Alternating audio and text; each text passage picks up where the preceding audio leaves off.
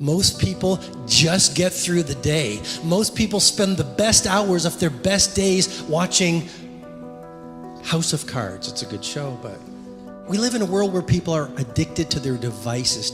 Your devices, your addiction to checking every WhatsApp that comes in, every notification from Facebook, every social media post is costing you fortunes of productivity, creativity, impact, and influence. When you focus monomaniacally on a project or a skill, a neural pathway gets set up around that one skill. You isolate a neural pathway. Every time you practice your skill, whether it's leading, whether it's innovating, every time you turn off your phone, you get away from distraction, because every genius has one thing in common: extended periods of time away from distraction and interruption. When you get away from distraction and interruption and you focus on that one skill or that most important project, the neural pathway gets stronger and stronger. And the more you practice the skill, the more that neural pathway gets isolated. Now, when it gets isolated through deep practice every single day in an undistracted environment, oligodendrocytes get triggered and they release a fatty tissue called myelin. Myelin is thought to be, by many researchers and scientists on high performance, to be the secret of genius. Wayne Gretzky, he said, "I didn't skate to where the puck was, I skated to where the puck was going." Steve Jobs, "I could see around corners." Messi, bend the ball like Beckham. These people were not naturally talented. They stripped away distraction. They developed a monomaniacal focus on mastery. They did it over an extended period of time. And what happened?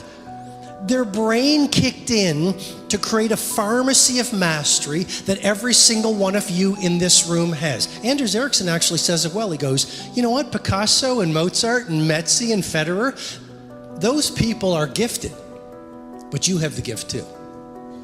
Because the gift of genius is a brain that can adapt through practice and focus. It's called what? Neuroplasticity. You all have that gift. And if you want to have the results only 5% of the population has, you've got to be willing to think and behave like only 5% of the population. When you get away from distraction, when you start to focus on that one piece of work that you want to take to world class, your neocortex, which is the seat of reasoning, starts to shut down. You see, because you never do your best work from the intellect, you do it from a deeper place. Your neocortex starts to shut down and your brain waves shift from beta to alpha. Every day when you're at work doing distractions, being interrupted, living the daily life, your brain is in beta. But if you look at geniuses, they're operating at alpha waves.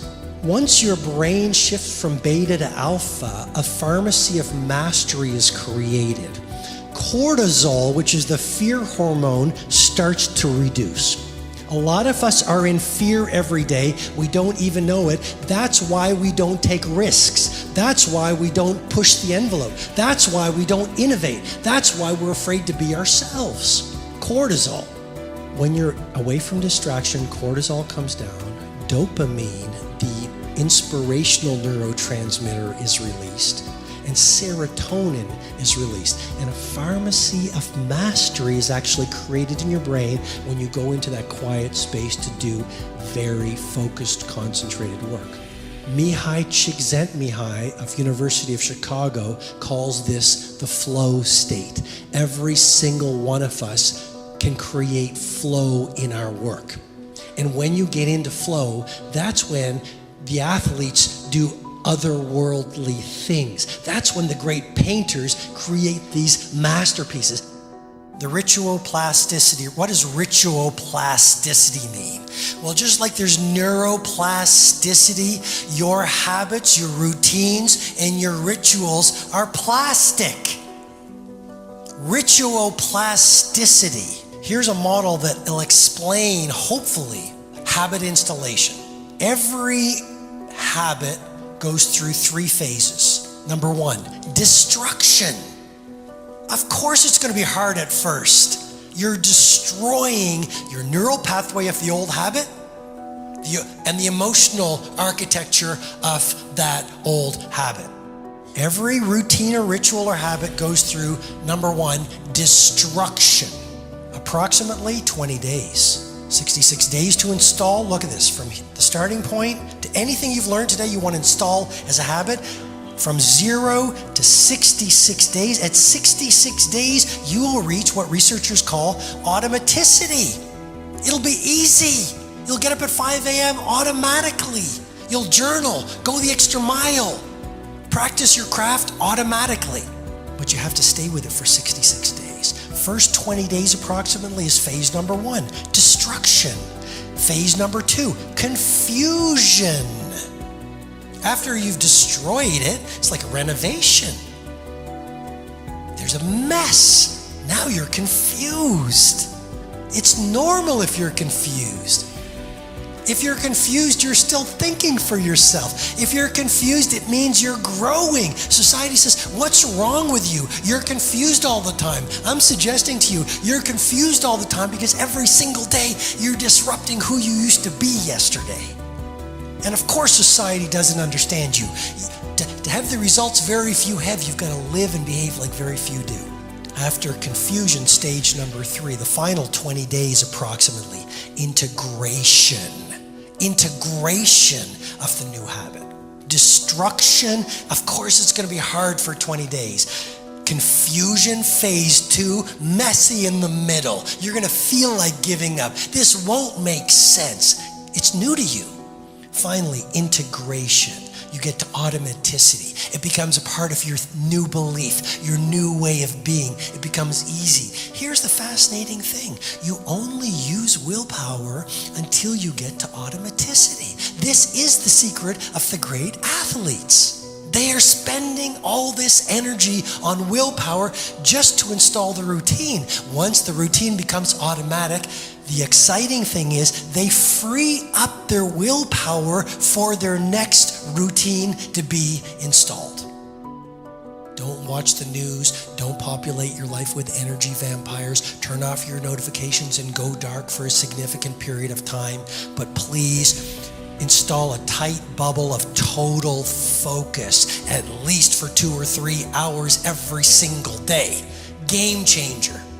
You can be world class, you can fit in with the world, you don't get to do both. And if you do these kinds of things I'm teaching you, the world will call you eccentric.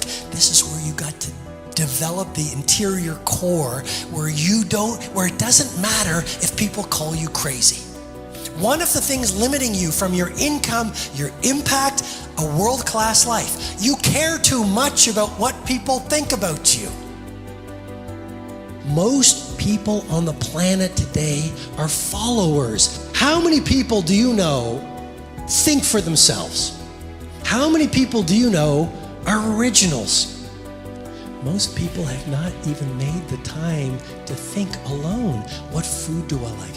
What are my top values? What is real leadership for me? What are my true measures of success? What are the books I like versus the person I follow on the social media? It is rare to see a woman or a man thoughtful, deep, thinking for themselves. Most people don't think for themselves. They're brainwashed. They're hypnotized. They're plugged into the matrix. They're watching all the media, and they're being hypnotized and programmed into a way of living that I believe is heartbreak at the end.